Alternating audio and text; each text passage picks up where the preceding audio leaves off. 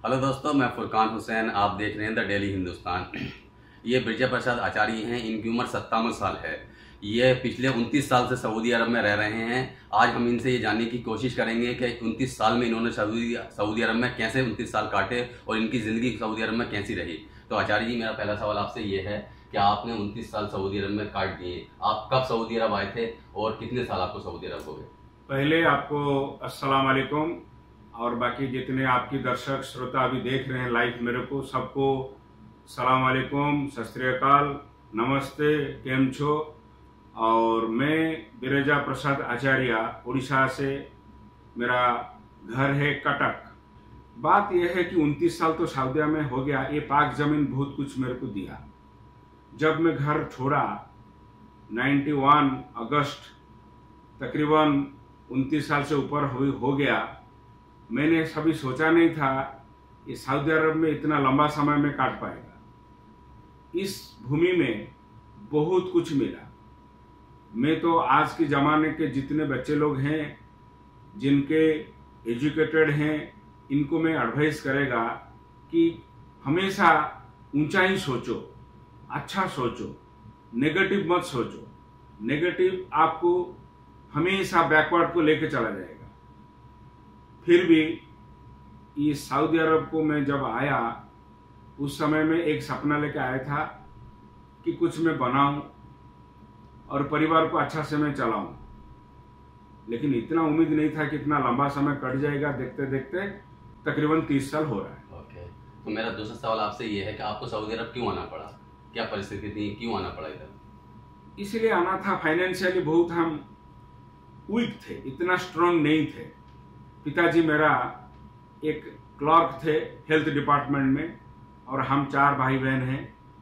मन ही मन सोचा कि पिताजी इतना उम्र कट गया, ये नौकरी में कुछ नहीं कर पाए और कभी भी जिंदगी में मेरे पिताजी हमको बताए कभी भी दूसरा गलत रास्ता नहीं पकड़ने का, 2 नंबर कमाई पे बिल्कुल नहीं जाने का।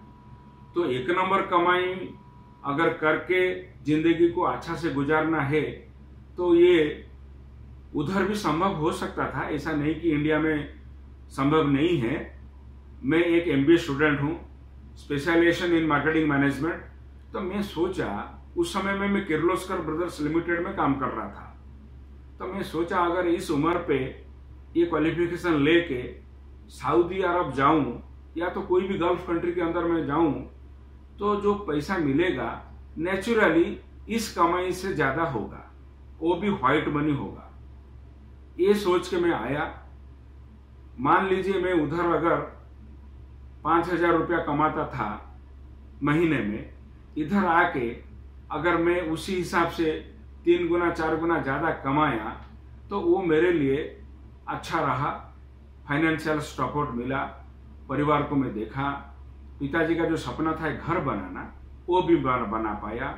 बच्चों को इंग्लिश मीडियम स्कूल में पढ़ाना जो सपना था वो भी कर पाया। तो सऊदी अरब आना का ये मकसद है कि कुछ कमाओ, सेविंग करके फ्यूचर के लिए रखो। और ये 29 साल अगर इन्होंने सऊदी अरब में काटे हैं तो इनको 2 बेटे हैं। दोनों बेटे को अच्छी एजुकेशन दी और दोनों बेटों को बहुत अच्छा इंजीनियर बनाया। आज वो बड़ी अच्छी कंपनी में दोनों जो हैं सक्सेस हैं और अच्छे से जो है जॉब कर रहे हैं और अच्छे से अपनी लाइफ को जो है एंजॉय कर रहे हैं। तो मेरा तीसरा सवाल आपसे ये है आचार्य जी, आपको इस मुल्क ने क्या दिया? आपने इस मुल्क से क्या लिया? 29 साल में इस मुल्क ने आपको क्या दिया? सऊदी अरब से आपको क्या हासिल हुआ? इस मुल्क में मैं एक चीज देखा, जब मैं आया था बहुत नेगेटिविटी मेरे घर के आजू बाजू लोगों ने मेरा माँ को बोले थे, उसका दिमाग भी खराब कर दिए थे। बेटा वाला मेरे माँ ने बताया कि नहीं मत जाओ। क्यों? नहीं ऐसा ऐसा होता है, ऐसा ऐसा होता है। लोगों के मन में बहुत नेगेटिविटी है। इनको मालूम नहीं इस जगह पे कितना इज्जत मिलता है, कितना प्यार मोहब्बत है और यहाँ पर इतने स्ट्रिक्ट रूल्स रेगुलेशन है जिसकी वजह से कोई अगर टेढ़ा आदमी आएगा इधर पूरा सीधा हो जाएगा। क्योंकि सबसे बड़ी बात है, इधर कोई दूसरा गलत काम करने का कोई जरिया है ही नहीं। फिल्म हॉल नहीं था जब मैं आया था, अभी तो खैर फिल्म हॉल 1-2 चालू किया गया, लेकिन मैं जब आया था फिल्म हॉल नहीं था। इधर वो सब शराब फराब सब नहीं है। बाकी दूसरा जो बंधन युक्त कार्य है, जैसे लड़कीबाजी वो सब भी नहीं है। तो इधर एक सिस्टमेटिक लाइफ है, काम पे जाओ, काम से घर को आओ, कुछ कमाओ, घर को भेजो, शांति में रहो। इधर का खाना पीना भी इतना अच्छा है, इतना हाइजीनिक है और इतना प्यूरिफाइड है। ये सब वजह से शरीर भी सुस्त रहा। जब आपका शरीर सुस्त रहेगा, मन भी सुस्त रहेगा, मन सुस्त रहेगा, आप ऊंची सोचोगे, किसी के बारे में बुरा सोचने का ख्याल नहीं आता है, क्योंकि मेरा कलीग्स अच्छे हैं, इधर भाई लोग भी अच्छे हैं, इधर सुबह से शाम तक पूरा जितने भी कॉलीग्स हैं सबके साथ समय बहुत अच्छा से जाता है और वातावरण बहुत अच्छा लगता है, घर के माहौल है। इसलिए सऊदी अरब में ये पाक जमीन बहुत कुछ मेरे को दिया। आचार्य जी, सऊदी अरब की जिंदगी और हिंदुस्तान की जिंदगी में क्या फर्क है? देखिए, फर्क तो ऐसे कुछ भी है ही नहीं, ये एक मन की भ्रम है।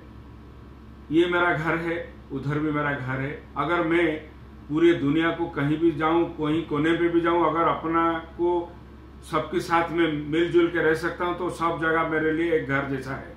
हाँ, बात ये है उधर फैमिली है, इधर फैमिली नहीं है। यही एक चीज हमेशा दिल को चुमता है, मन को उदास कर देता है कि काश मेरे बीबी मेरे पास होता, मेरे पिताजी माताजी मेरे पास होते, बच्चे मेरे पास होते हैं तो मैं उनको थोड़ा टाइम दे सकता था। जैसे मान लीजिए मैं ड्यूटी से घर को आया, आने के बाद कोई है ही नहीं, अकेला खाना बनाओ, अकेला बर्तन भी साफ करो, अकेला सब कुछ करो, कपड़ा लता सब साफ करो, प्रेस करो, यानी जिंदगी एक आश्रम जैसा बन गया। यानी तुम एक सन्यासी बन गए। यानी पति हो के भी तुम्हारा पास कुछ भी नहीं, बच्चे हो के भी तुम्हारा पास कुछ नहीं, पिता माता सब है, कुछ नहीं। यानी ये एक सैक्रिफाइस लाइफ है, ये एक डेडिकेटेड लाइफ है, ये एक त्यागपूर्ण जीवन है। और ये जिंदगी में हमने जितना त्याग किया, किसी लिए एक गाना है, मेरा हिंदी इतना अच्छा नहीं, अगर गलत हो गया आप लोग माफ कर देंगे दर्शक बंधु।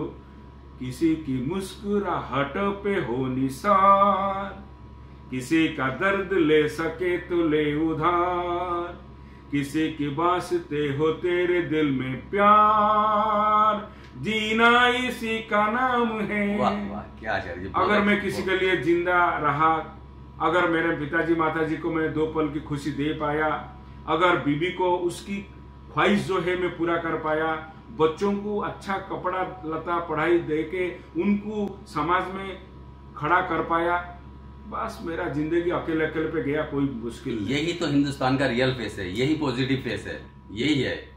और दूसरा बात है, इधर से मैं जो करेंसी भेजा वो कन्वर्ट होके जो फॉरेन करेंसी इंडिया गवर्नमेंट को मिला, तो इंडिया गवर्नमेंट को मैं उतना हेल्प कर पाया, ये मेरे से बहुत कुछ हुआ बोल के मैं सोच रहा हूं। कारण देखिए, हम लोग जितने भी एक्सपेट्रिएट्स फॉरेन में हैं, खाली गल्फ नहीं, अराउंड द वर्ल्ड किधर भी हैं, हम जो पैसा भेजते हैं वो करेंसी कन्वर्ट होके जब जाता है रिजर्व बैंक को डॉलर में कन्वर्ट होके, तो इंडिया गवर्नमेंट को उसी में बहुत फायदा होता है। इंडिया गवर्नमेंट जो चीज खरीद करना चाहता है वो पैसा से खरीद करता है। बाकी इंडिया गवर्नमेंट इनको एक्सपोर्ट जो किया उसके अगेंस्ट में भी उनको ऑयल मिला, वो तो बैटर सिस्टम अलग बात है। तो सऊदी अरब में मेरा जिंदगी और इंडिया में रहने का समय में मेरा जिंदगी में इतना खाली फर्क है, उधर मेरे रिलेटिव्स है, फैमिली है, मेंबर्स है, इधर कोई नहीं तो इधर भी लोगों को मैं जब देखता हूँ मेरे फैमिली जैसा लगता है। एग्जैक्टली। अब आपको इतने साल सऊदी अरब में हो गए हैं, अब आपका एम क्या है? मेरा एम ये है कि अभी तो वाइंड अप करने का मूड पे हूँ। अल्लाह ताला की रहम करम से, भगवान की कृपा से, ठाकुर जी की कृपा से बड़ा बेटा भी मेरा इधर आ रहा है पेट्रोकेमिकल कंपनी में, उसको एक सुंदर अपॉर्चुनिटी मिला। तो मेरे को जिंदगी में जितना चाहता था वो मिल गया। मैं तो सोचता हूँ मैं लायक नहीं हूँ, अल्लाह ताला ने मेरे को बहुत दे दिए, भगवान ने मेरे को बहुत दे दिए, मैं वो सोचता हूँ। क्योंकि एक्सपेक्टेशन से जब ज्यादा मिल जाता है आदमी को खुश होना चाहिए। और मैं अगर मेरा मन की एक्सपेक्टेशन को और बढ़ाते रहेगा, एंड तक ना किसका खत्म हुआ ना खत्म होगा। Human wants are unlimited but a particular want is satiable. तो मेरा ये चिंता है यहाँ से जाके घर में और कुछ ना करते हुए बाकी जितना जिंदगी अल्लाह ताला ने दिए हैं भगवान की कृपा से, जितना मेरा आयुष्य है, जितना मेरा जिंदगी बचा कुचा है, बस उसी को मैं दे दूं, ये मेरा चिंता है। अब आपको इतने साल सऊदी अरब में हो गए, अब जब आप सऊदी अरब आए थे तो आप जो थे यंग थे, अब आप बुढ़ापे की तरफ जाने, ऑलमोस्ट आप 57 ईयर के हो गए हैं, तो अब आप अपनी फैमिली से क्या एक्सपेक्ट करते हैं, क्या उम्मीद करते हैं अपनी फैमिली से? जब आप यहाँ से जाएंगे तो क्या उम्मीद करते हैं? देखिए, फैमिली तो हमेशा चाहता था कि तुम आओ। कभी कभी फैमिली वाले जब 5 किस्म का खाना बना के खाते थे, फोन पे बोलते थे कि तुमने आज क्या खाया। मैं भाई लोग सच बोलेगा आपको, झूठ नहीं बोलता हूं, कोई भी गल्फ में रहता है, एक सब्जी बहुत, 2 कभी बन गया तो बन गया। एक ही सब्जी में हम लोगों ने सुबह खाया, या तो लंच में खा के रात के लिए रखा, या तो रात को बना के रात में खा के लंच के लिए आए, फिर रात को जाके बनाएंगे। ये है सऊदी अरब में जिंदगी। जो लोग बैचलर हैं, फैमिली वाले तो they are enjoying their life like anything lavishly. Bachelor लोग वो ड्यूटी से थकामंदा आके घर जैसा 2-3 किस्म बना नहीं पाएगा। इधर सब कुछ है, पैसा है, लेकिन समय नहीं है, क्लांत शरीर, टायर्ड होने के बाद आप क्या बनाओगे।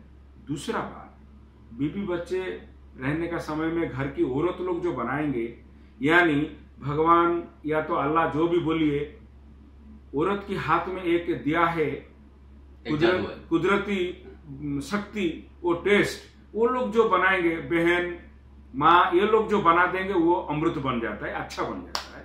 हम लोग जो बनाए चल गया।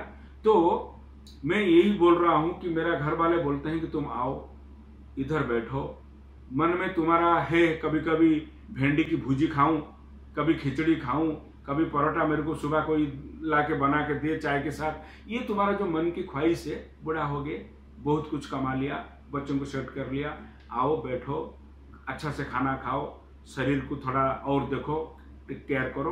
तो मन में मेरा यही इच्छा है, जाने के बाद वही बैठ के थोड़ा खाना और ऊपर वाला को ध्यान करना, इतना ही बात है। ओके, कोई मैसेज देना चाहेंगे हमारे? मैसेज में तो देगा, यंग जनरेशन को यही देगा, कभी भी निराशावादी मत हो, कभी भी आशा शून्य मत हो, हमेशा उम्मीद रखो, उम्मीद से जिंदगी कायम है, उम्मीद रखो। और अभी तो इंडिया अच्छा ग्रो कर रहा है और आगे बहुत ग्रो करेगा। आप लोगों को अगर उधर अपॉर्चुनिटी मिलता है तो हमेशा काम करने का मेंटालिटी रखो, मेहनत करने का मेंटालिटी रखो, और शॉर्टकट पे मत जाओ। ये शॉर्टकट का जिंदगी बेकार जिंदगी, 2 दिन का चांदनी अच्छा नहीं होता, गड्ढे में जाओगे। और अगर आप लोगों को बाहर आना है, मेरे हिसाब से 30 साल की एक्सपीरियंस में Saudi Arab is the best country where you can earn money, save your life, protect your future and protect your family by sending money. और ये पैसा में इतना दम है, ये पैसा में इतना बरकत है, ये पैसा यहाँ से जब जाता है, परिवार उधर चल के आनंद में खा के रह के और बढ़िया से गुजारा करते हैं। ये मेरा आप लोगों को निवेदन, उम्मीद पे जियो, और कभी भी आप निराशा मत हो, नेगेटिव माइंड मत रखो। यहाँ का लोग अच्छा, ये देश अच्छा, हमारा देश भी अच्छा, हमारा लोग भी अच्छे हैं। तुम जहां शूट करता है, मेहनत करो, काम करो, पॉजिटिव माइंड रहो और आगे बढ़ो।